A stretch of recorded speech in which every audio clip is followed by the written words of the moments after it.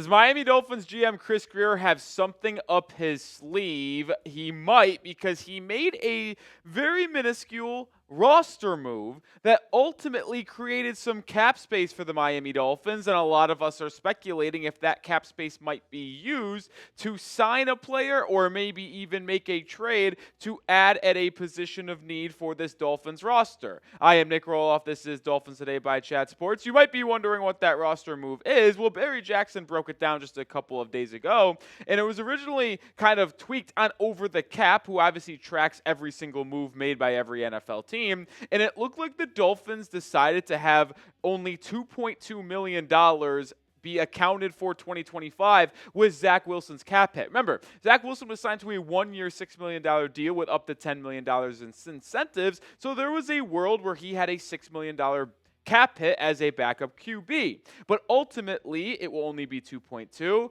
which means he will have a $3.8 million cap hit next year. And the Dolphins ultimately created a little bit more cap space for this offseason, now sitting at $21 million in cap space right now.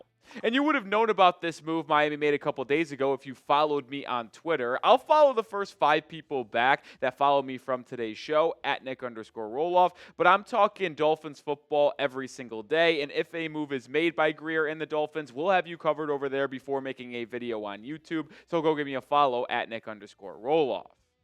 All right, I do find this move interesting, though, because although it's just a slight cap maneuver for a backup quarterback, it does beg the question, is there something that Grier is planning to do to this Dolphins roster? We have talked in depth about the need Miami has at cornerback too, at safety still, defensive line, and at left guard. So there is a world where some of these moves were made, at least in the Zach Wilson world, to create enough cap space to make another move with this Dolphins group. And I think the number one move that could be coming is Calais Campbell being re-signed. Because to me, and a lot of Dolphins fans have talked about this, a lot of people on Dolphins media have talked about this, I think this is the number one priority the rest of the offseason for Miami. I'm being serious when I say that. I know it's just Calais Campbell, and it would be a minuscule contract, if you will, but he was so good for the Dolphins last season, it's hard not to want to bring him back because of how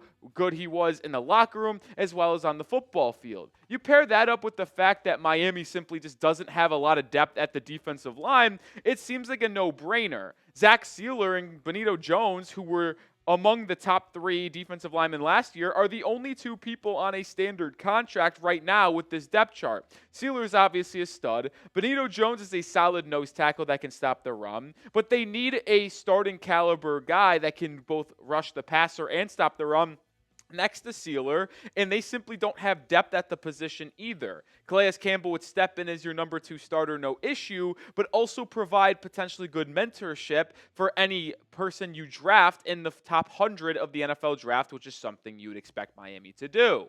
So let me know before we continue the conversation. Should the Dolphins re-sign the veteran Calais Campbell? Type Y for yes, type N for no. Let me know your thoughts down in the comment section. It is today's pinned comment. I don't know how you couldn't say yes to that question, because last year, at 36 years old, Campbell played in all 17 games for Miami, one of the rare players that was able to do so. He was also one of the most productive players on the entire defense, not just the defensive line, totaling 5 sacks, which was a good number considering this team was 27th in sacks a season ago. He was also able to get after the pass or stop the run a little bit as well, and you can also just attribute some of those abilities to knock down the ball in the passing game. This guy's a 6'6", absolute monster of a human being on this defensive line. That proves helpful in making it more difficult for QBs to try to dump it down over the middle of the field. I just simply don't know a Miami Dolphins fan that would not agree that Chris Grier should find a way to bring Calais Campbell back. And I don't think that Grier is not trying to bring Campbell back, by the way. I want that abundantly clear. It is very well known that Campbell is deciding whether to return for another season. He might be done. He might retire. He's 37 years old. Yeah, he can still play, but he contemplated retirement last year, ultimately signed with the Dolphins, and I don't think he's made his decision yet right now. I do believe that if Campbell doesn't retire, I think he's going to return to Miami. I think he likes this coaching staff. He likes working with Sealer. He likes playing in Miami. So I think Campbell would return if he doesn't retire. It's just almost 50-50 that if he will come back or not. And if you did sign Campbell back, I only think it would be a 1-year, $6 million contract. He got paid just slightly less than that last year, so I think he could get a slight little pay bump in 2025 considering how well he played last season for the Dolphins. It's certainly an interesting kind of hypothetical to see what he would get, but Campbell would come back potentially and be a mainstay on this defensive line.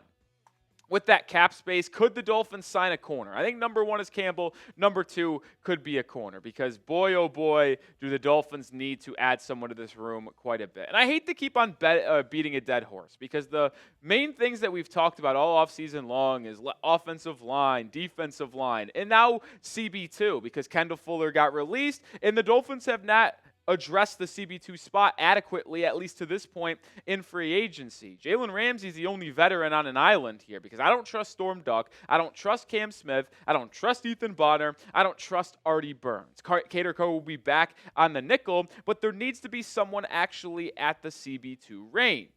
And my question is, does this have legs to it? Yeah, the Dolphins now have $21 million in cap space according to Over the Cap. That would provide them with the ability to sign one either veteran corner or the defensive lineman Calais Campbell and still have room at like $10 to $12 million to sign their draft class in late April. So it is tough to kind of see who and what the Dolphins prioritize. Is it Campbell or is it one of these top free agent corners that we've talked about so much? I think the top 3 out there still is no question Asante Samuel Jr., Stephon Gilmore, and Rasul Douglas, with Asante Samuel Jr. being my number 1 target because of how young he is in age. He's only played in 50 games. Yeah, he's a little bit small, 5'10", but he's a boundary corner. He's put up good numbers in his career, only allowing a completion percentage of 63.7 and a QB rating when targeted of 97.7. I really like Asante Samuel Jr. Sadly, he's battled injuries throughout his career, but if he's able to stay healthy on the football field, this is a player that could be had for a relatively cheap price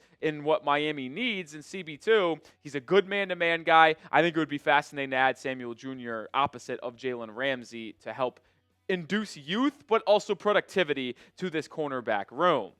And we're going to talk more here, but make sure you are subscribed to the channel because if Miami Dolphins news breaks, we will have you covered, whether it's roster moves, cap numbers, or actual trade signings. We'll have you covered with everything you need to know around the Miami Dolphins. We put out a lot of content on the channel, so subscribe so you don't miss it. Could Stephon Gilmore, that number 2 guy, be someone Miami targets? He is a lot more older than Samuel, 34 years of age, but he is still playing at a very high level. In 2023, he was still one of the best CB2s out there, working side by side with Deron Bland and Trayvon Diggs, and he put up really good numbers. Look at it. He only had an 83.3 QB rating when targeted, had 2 interceptions, only allowed 4 touchdowns, and a start completion percentage of 54.9. Had a little bit of a down season this past year with the Minnesota Vikings, but I don't think that means he's cooked by any stretch of the imagination. I still think he is a good ball player. And when you're talking about potentially signing a corner to this Dolphins roster, I think the money is very interesting here because they created this cap space, but they need to leave themselves about 10 to 12 million to have flexibility, but also sign their draft class. So they're probably looking at maybe 2 players to get them close to that 12 or 13 mil range, or 1 player to give them from 21 to that $12 million range. I think both Asante Samuel Jr. and Stephon Gilmore are probably going to be around $6 to $9 million in their cap hit for 2025. Now, you could sign them to a multi-year contract and lower the hit for this season, but I don't anticipate that being a move Chris Grier makes. And when you specifically talk about Stephon Gilmore, I think if you do sign Gilmore, that would much likely be after the NFL draft, because that might come closer to training camp. Remember last year when they signed Calais Campbell, Miami, it was in mid-May after the draft. Same thing with Odell Beckham Jr. Some of these older veterans may wait to see what are the best landing spots for them after the NFL draft in late April. So I think you might be able to hold off on Stephon Gilmore. And I have one more closing thought on Gilmore here in just a second. But I want to make sure you're hooked up with these awesome Miami Dolphins hoodies. This right here, white, I love it. The Go Fins, the palm trees, the Dolphins logo. It's $40 off, usually $75. Right now, when you go to chatsports.com/Dolphins hoodie, you can get it for $40 off, $35 in total. Head to that link right now. One more time, chatsports.com/Dolphins hoodie. Links in the description and comments of today's video. As I mentioned with Stephon Gilmore, I think you could wait with potentially signing him. I would get into contact with Gilmore if this was me personally, when I was addressing the cornerback 2 spot. I'd tell him, hey, Stephon, we actually really like you. We'd love to bring you in to Miami, but we are going to want to see how things unfold in the NFL draft. So if you are still available post-NFL draft, we'd love to sign you. We just want to see if we go with a lineman or a Will Johnson in the first round. Because obviously if they take a Will Johnson or a Jaire Alexander in the first round, they're probably not going to sign Stephon Gilmore. But if they go trenches, defensive line or offensive line, maybe they do want to bring in Stephon Gilmore after the fact. So that is something I would do, get into contact with him, lay out the situation, and let him know they're interested post-NFL draft.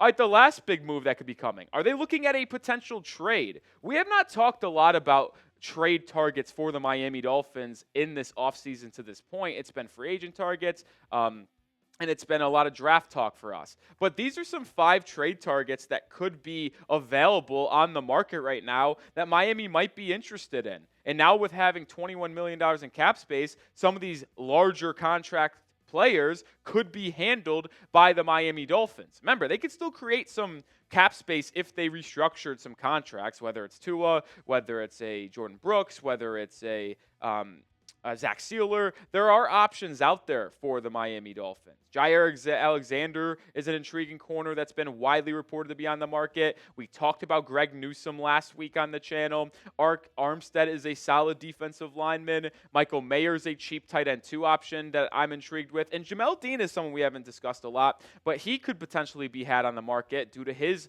inability to be on the football field consistently for the Tampa Bay Buccaneers. But out of these 5 guys, I said it last week, I'm intrigued with Greg Newsome. I am. The young man who's entering his 5th season after being a first-round pick out of Northwestern. He's been a solid corner to this point in his career for the Cleveland Browns. He is on his 5th-year option. $13 million cap hit this season. It'd be intriguing to see what the Dolphins would be willing to take back in terms of contract. Would they eat all 13? Would they want to split some of it? That's interesting here, but we'll talk more about Newsome here. But let me know. Name your top Miami Dolphins trade target. If you were Chris Grier and you could go out and trade for one player, maybe it's someone that I just showed on that list. Maybe it's a different name. Drop it down in the comment section. When speaking on Newsome, I think it's fascinating to look at his career because he came into the year, his career, and was off to a pretty decent start, only allowing 2 touchdowns in the first 3 seasons of his career, each of those seasons, and a QB rating that was going down, right? Obviously, as a rookie, it's going to be a little bit higher, but then had a really good QB rating when targeted. Then even better in 2023.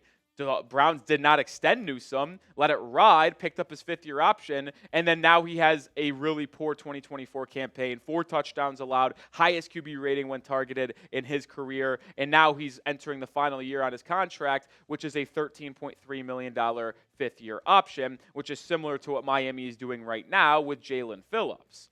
And like I mentioned a little bit ago, it would be a cheap price tag to acquire. Now, you do have to take on some money, but you can negotiate with Cleveland here in a potential trade of what you are going to have to pay him for this 5th-year option. Last year, we saw Jerry Jeudy get traded on his 5th-year option in the Cleveland Browns, and it was a 5th and 6th round pick because the Browns ate most of that contract. Now, they could take on the entire Newsome salary this season and trade one of their 2 5th-round picks, and probably you'd get Greg Newsome to be your CB2. Or maybe you'd have to give up a 4th-round pick or maybe even a 3rd-round pick if you wanted to only take back half of that salary for Greg Newsome. Either way, it's a young corner where you can see how it plays out in your system this year on that 5th-year option, and if you like the way he's looking, either in training camp in the preseason or early on in the season, you can extend him and have him be your CB2 of the future with Ramsey and maybe even take over that CB1 role if you do not want to use one of your 1st-round picks on a corner and you want to go trenches instead. Gives you a lot of different options. All right, that will do it for today's video. I appreciate everyone tuning in and watching throughout the show. If you are still watching, make sure you're following me over on Twitter at Nic_Rohloff. I'm talking Dolphins football every single day. Remember, first 5 people to give me a follow from today's video, I'm following you guys back.